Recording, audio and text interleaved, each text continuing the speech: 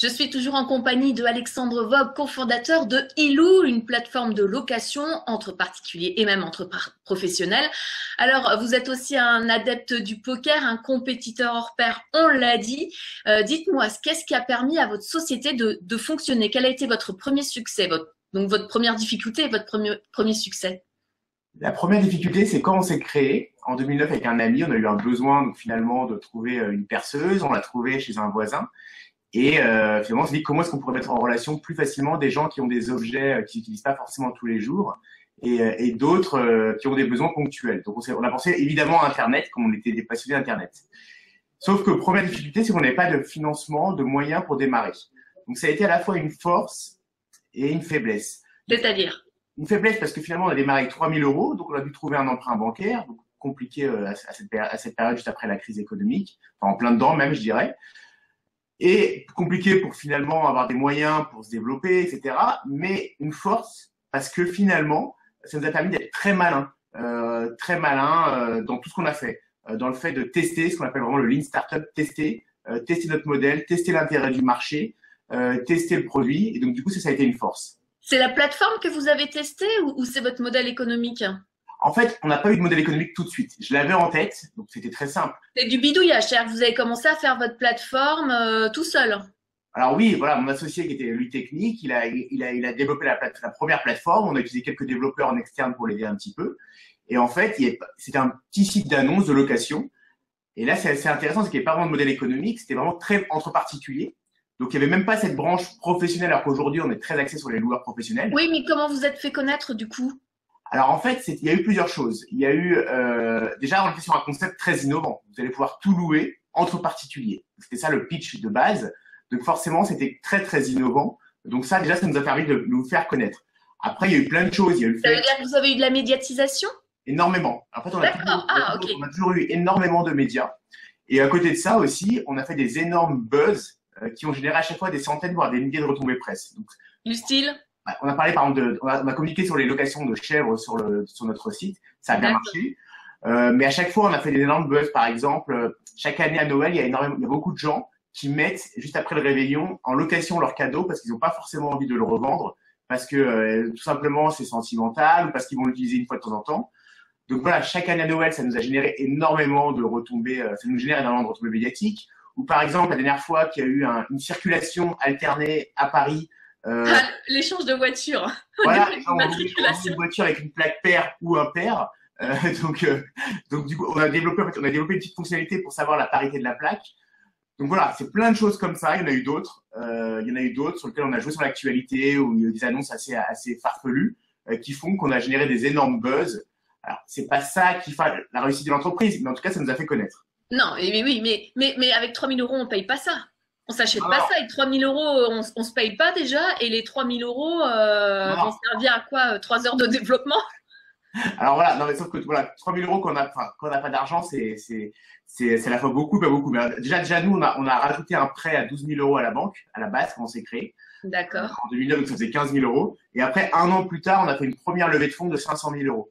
En fait. Quel conseil vous tiriez de votre expérience et quel conseil vous donneriez à des entrepreneurs? Par rapport au départ, moi, je ne conseillerais pas forcément de démarrer avec peu de moyens. Aujourd'hui, je ne le ferais pas avec 3 000 euros. Évidemment, on préfère avoir plus de moyens. Mais peu importe ces moyens, l'idée, c'est de toute façon de ne pas gaspiller. C'est-à-dire de faire plein de tests pour voir qu'est-ce qui marche et finalement appuyer là où ça marche. Mais expliquez-moi concrètement, qu'est-ce que vous avez testé? C'est par exemple des leviers d'acquisition. Alors, par exemple, quand je dis leviers d'acquisition, donc nous, on a fait beaucoup de RP. On a testé aussi le modèle économique, c'est-à-dire on s'est dit qu'est-ce qui fait que les gens sont prêts à payer pour utiliser Ilou. Donc ça, il n'y a pas besoin de moyens pour le sentir, c'est des questionnaires.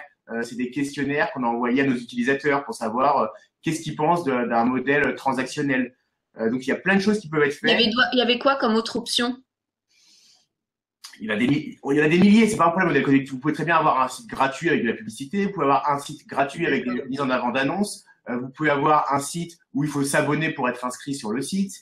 Enfin, des modèles économiques, il y en a plein. Parce que ce qu'il faut comprendre, c'est qu'aujourd'hui, dans l'économie collaborative, les sites de partage, payer une commission sur la transaction, tout le monde le fait. Oui. Il y a des centaines et des centaines de startups, c'est la norme. Personne ne se lancerait en faisant différemment.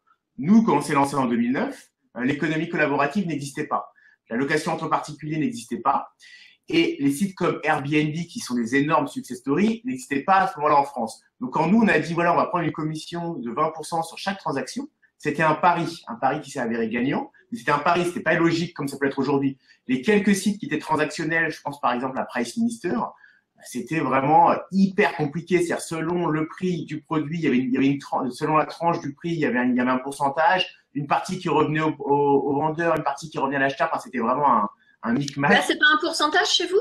Nous, c'est un pourcentage, mais c'était très simple. C'est-à-dire, vous mettez en location votre sono qui coûte 100 € pour la semaine.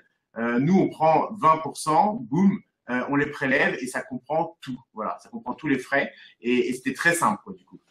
L'économie collaborative, le pic est passé déjà? Vous pensez qu'il y a encore à faire dans ce domaine?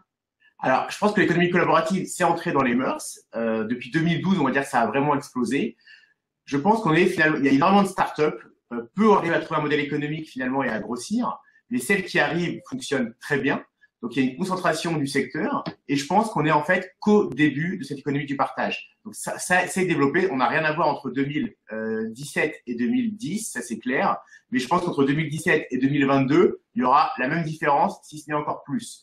Les gens ont pris conscience qu'on pouvait partager parce qu'on voit je prends l'exemple de Paris, hein, même si c'est là partout en France, mais on va voir des Autolib pour la voiture, des Vélib pour le vélo. Et donc, on est plus là pour utiliser que pour posséder. Donc, les gens ont pris conscience. Les gens utilisent des plateformes comme la nôtre. Les gens louent. Tout se loue aujourd'hui en courte, moyenne, longue durée. Même dans la téléphonie. Enfin, on a des partenaires où vous pouvez louer des meubles en longue durée. Enfin, c'est vraiment incroyable. Mais voilà, je pense quand même que de toute façon, c'est amené encore à continuer à grossir. On peut dire que c'est une success story, hein. Ilou, vous avez combien de produits, par exemple, et combien de gens qui quelques chiffres. Sont abonnés? Enfin, oui, quelques chiffres. Bah, déjà, je pense qu'une start-up qui passe la barre des 1 an, des 3 ans, et après des 5 ans, c'est quand même des paliers qui sont difficiles. Pour plein de raisons, hein. Ça peut être parce qu'il n'y a pas de business model, parce que on a mal géré la trésorerie, parce que le marché s'est tourné, parce que les concurrents sont arrivés.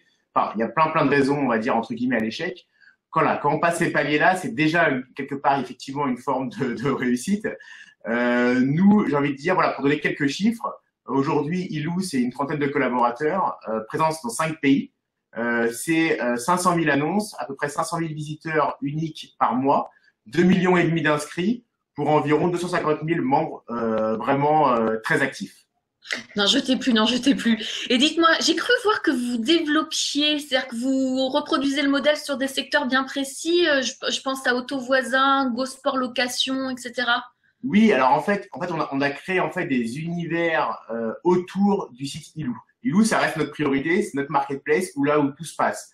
Maintenant, voilà, on a quelques univers parallèles, mais finalement, c'est des outils marketing pour générer finalement de la visibilité, de la notoriété, du trafic, des annonces sur Ilou. C'est des portails d'entrée finalement qui sont satellites autour de Ilou. Et donc, vous en avez combien comme ça, des petites sociétés parallèles?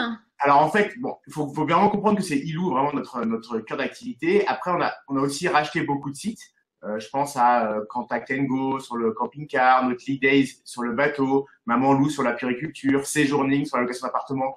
Donc on a racheté aussi beaucoup de sites, on a fait pas mal d'acquisitions, mais toujours dans cet esprit de récupérer des utilisateurs, des bases de données, du trafic, de la notoriété. Donc voilà. Donc entre tous ceux qu'on a créés et tous ceux qu'on a rachetés, effectivement, il y a une dizaine de sites autour de Ilou, mais toutes ces annonces se retrouvent sur Ilou. Vous êtes un géant, vous êtes en train de manger le secteur. Alors, disons ce que je disais, c'est qu'il y a une concentration de l'économie collaborative et il y a d'autres très gros acteurs dans l'économie collaborative, d'autres qui sont même encore plus gros que nous, mais nous, on fait partie des acteurs qui finalement concentrent le marché. Bon, vous n'avez pas besoin de publicité. La publicité sur Internet, le marketing digital, c'est quelque chose que vous utilisez ou pas? Alors, on en fait beaucoup. On fait de la publicité sur tous les leviers. De l'affiliation, de l'emailing, de la publicité sur l'AdWords, Facebook. Alors attendez. AdWords et l'affiliation, qu'est-ce que c'est? AdWords, c'est simplement d'acheter des mots-clés sur Google. Vous tapez par exemple location perceuse Paris. L'idée, c'est que vous ayez des petites bannières en haut à droite et qu'on puisse finalement nous trouver. L'affiliation, c'est que des sites partenaires nous envoient des clients et on les rémunère pour ça. Donc voilà, il y a énormément de leviers dans le web marketing. Et en fait, Ilou, voilà, aujourd'hui, Ilou, entre guillemets, commence un petit peu à être connu, on commence à avoir du trafic, mais nous, ça sera vraiment réussi quand Ilou sera vraiment devenu le réflexe de la location. C'est-à-dire que, par exemple, aujourd'hui, je veux un hôtel, je vais sur Booking. Je veux un restaurant, je vais sur La Fourchette. L'idée, c'est que je veux louer n'importe quoi, en courte, moyenne, longue durée, bah, je vais sur Ilou. Et c'est ça, finalement, vraiment l'objectif. Et donc, pour ça, on va rassembler toutes les offres de location. On a déjà plus que bien commencé puisqu'on a 1500 loueurs qui sont présents sur la plateforme. Mais l'idée, c'est d'avoir vraiment tous les loueurs professionnels sur Ilou. Et alors, j'ai une question. Qu'est devenu Lovetrip une idée de site de rencontre que vous aviez créé dans The Apprentice sur M6? Donc, on a eu une super idée avec un partenaire dans l'équipe. C'était de créer finalement un site de rencontre dans les transports. Donc, qui s'appelle Lovetrip. Et effectivement, donc ça a été une super idée. Vraiment, ça a eu beaucoup de succès, notamment dans le jury sur lequel on a passé. On a gagné l'épreuve assez brillamment. Et alors, vous l'avez créé ou pas? Et alors, on a créé le site, donc pour de vrai. Donc le site a été lancé. Après, la problématique, c'est aussi ça que quand on est entrepreneur, on n'a pas, enfin, il faut concentrer ses efforts sur un projet. Et donc voilà, j'avais pas forcément le temps de gérer Lovetrip. Donc ça a fait un buzz, ça a généré du trafic. Et voilà, moi mon bébé c'est Ilou, c'est là-dessus que je suis concentré. Alors ça veut dire que vous l'avez laissé mourir? Aujourd'hui le site on l'a désactivé, il existe toujours, on a toujours le site, toujours le concept, on a toujours la marque, on a tout ce qu'il faut. Mais aujourd'hui il faudrait vraiment trouver quelqu'un d'opérationnel si on veut vraiment le développer. Donc voilà, avis à ceux qui nous regardent, s'il y a quelqu'un qui a envie d'avoir un concept génial à lancer, bah pourquoi pas. Et il faut les finances qui vont avec, j'imagine. C'est aussi la difficulté, voilà. Créer une startup, ça, une idée, c'est bien, c'est très bien une idée, mais c'est l'exécution qui va derrière, c'est les financements, l'exécution. Donc effectivement, Lovetrip, c'est une idée géniale, mais il faut effectivement vraiment des compétences, des talents derrière pour pouvoir développer le projet. Allez, votre vœu, votre appel pour les temps à venir. Voilà, on est en période, on va dire, d'élection présidentielle. Donc effectivement, on est. Vous voulez nous louer quoi là? Non, je ne veux pas de président. Un président bis? Je ne veux pas de président malheureusement. Mais en tout cas, voilà, c'est peut-être l'occasion que l'entrepreneuriat, que l'entrepreneuriat soit favorisé dans les prochains programmes. Donc voilà, mon appel, c'est peut-être ça, c'est peut-être aider à favoriser l'entrepreneuriat. Et comment vous feriez?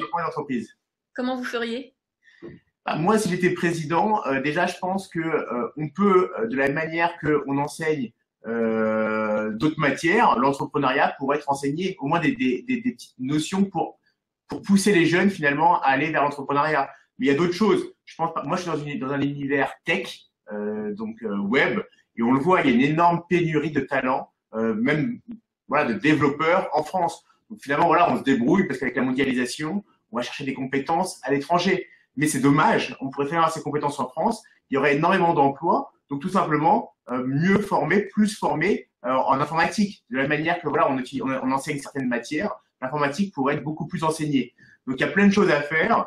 Il y a aussi libéraliser, on va dire, un petit peu le monde du travail. Donc ça veut dire il y a plus de 3 millions de chômeurs. Donc finalement, si on veut embaucher plus, bah, ça passe par plein de choses. Ça passe par aider sur la fiscalité. Ça passe par assouplir la loi du travail. C'est-à-dire que si un employeur peut finalement, entre guillemets, licencier ou faire une rupture de période d'essai très facilement, il embauchera encore plus facilement. Donc du coup, voilà, il faut, je pense, casser plein de barrières, on va dire, psychologiques ou réelles dans le monde du travail. Et je pense que ça peut vraiment faire relancer l'économie. Alexandre Vogue, merci pour le partage de votre parcours avec Ilou. On peut retrouver le lien vers votre site sous la vidéo, dans le descriptif. Et puis, on en profite pour cliquer sur s'abonner, le petit bouton rouge qui vous permettra bien de recevoir toutes les nouvelles vidéos et toutes les nouvelles histoires d'entrepreneurs et puis de nous soutenir parce qu'on a aussi besoin de soutien. Merci beaucoup, Alexandre. À bientôt. Merci, à bientôt. Allez, on clique, on s'abonne et on se revoit bientôt.